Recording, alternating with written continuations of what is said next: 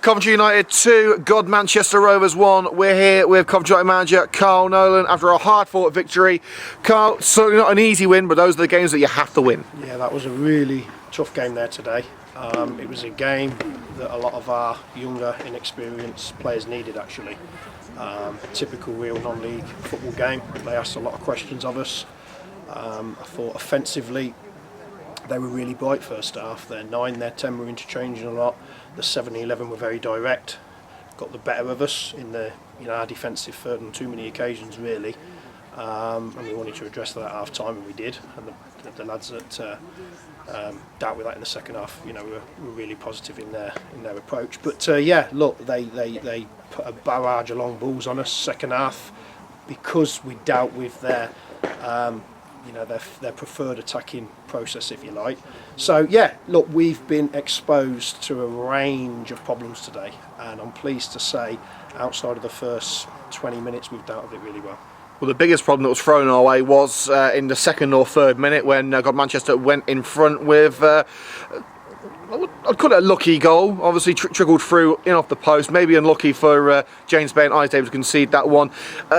Did you feel you had to try and pick the lads' spirits up after that? Well, do you know what? I just weren't happy with us the way we started anyway. I could sense that psychologically we were not at the level we needed to be at. We weren't moving the ball quickly enough in the first 5 or 10 minutes. We weren't being proactive enough to deal with what they were offering on the ball. So I actually saw it coming. It was a disappointing start. And then look, the message was get back to the game plan, do what we're good at. And then, after that sting, I thought we grew into the game. I just thought we got better and better going into the half-time interval, which was pleasing. Because you don't know how young lads are going to react going 1-0 down so early. So I'm really pleased with the response that we got after their goal. Well, with the defenders in mind, we have to say that they've probably scored as many goals as the United strikers this season. We've seen goals from Adam Miles this season, and also Jake Williams backing the equalising goal. Is it important to really instill into these defensive players that they've got as much responsibility to score as the attackers have? Yeah, well, I think it's at any team, isn't it? When you've got a set piece, you want your defensive players to go in there because look, they're used to winning headers, aren't they? So it stands to reason that they should have a level of competence at going attacking set pieces that come in. And look, Adam Miles, not only has he gone and attacked set pieces that end today, he's defended set pieces. He's been absolutely outstanding all game. And obviously it was his header and then gets Jake the goal. So look, I ain't bothered how they go in. It's just great to see. The half-time came maybe at the wrong moment. United had all the momentum going into the half-time break. How difficult is that as a manager for you to try and take that momentum into the second half?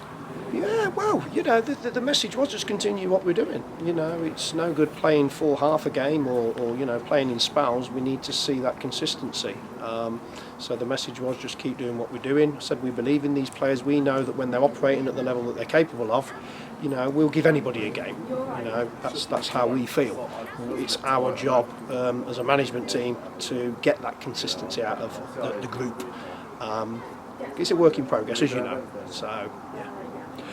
Well, the man who scored what turned out to be the winning goal was Jared Bradshaw. Came here not expecting to start, named on the bench.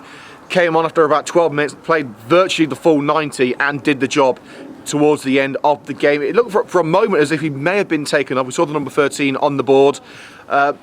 Was this really a game where Jared took the game by the scruff of the neck and showed what he could do? I think so, yeah. And I mentioned him amongst the whole squad in there at the end of the game because his attitude is exactly what we want to see. He obviously wants more game time here. Brilliant. He's been patient. We put on a couple of games in the week, as you know. He was able to get some real invaluable minutes in. There was other players that got minutes in during the week, so they're in our thoughts. So I'm just really pleased for how it panned out for Jared today, because as I say, he's gone on there, he's put in a real positive performance. Great that he's got his goal, and now it's a challenge for him to stay in the team. Also, a little note on Charlie Faulkner. Went off with what appeared to be a potentially dislocated elbow. Can you give any sort of update on him? Yeah, I don't know anything at the minute. I mean, Charlie came into the game that was a bit injured anyway. He told us that he was hoping to get through the game. Obviously it hasn't worked out like that, so we'll have to go and get that looked at. Hopefully it'll be nothing too long term. So I'll have to keep you posted on that one. And we also saw Jake Williams go off at half time. Was that injury related or just a tactical switch? No, it was a tactical switch. Jake's been doing really well. Their wide player was a problem, and we just felt that going into the second half would be a particular threat.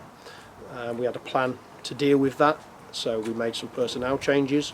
We slightly tweaked the system. We pulled the two midfielders a little bit deeper and asked them to be a little bit more reserved when we were going forward. And fair play, they carried out the game plan. Young Harry going on second half was absolutely brilliant again. So yeah, it's worked. And it's credit to the players because it's worked, because we can only give them the information. They're the ones that need to apply themselves.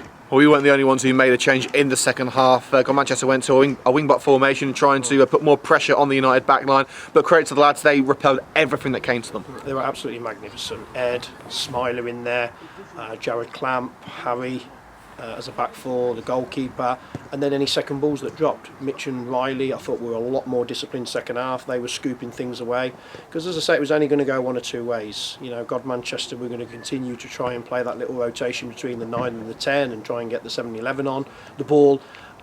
We wanted to thwart that, which we did, so it was inevitable that they were going to go long. They went really long and direct, as most teams would, because they've got to try and get back in the game, and those boys at the back have dealt with it absolutely magnificent. I don't recall us losing a single header in there, so that's testimony to them, testimony to their psychological strength.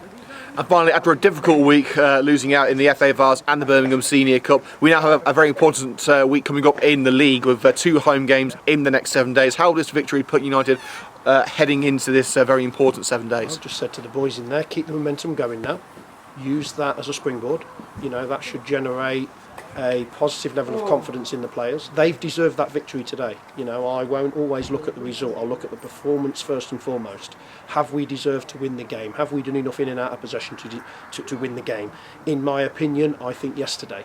I really do think we've deserved to win the game. So if they take that into Wednesday night, we apply ourselves from the off, we give ourselves a chance of winning the football match. It's as simple as that. Well, a fantastic victory and a great performance from the lads. Carl, thanks for your time. Pleasure.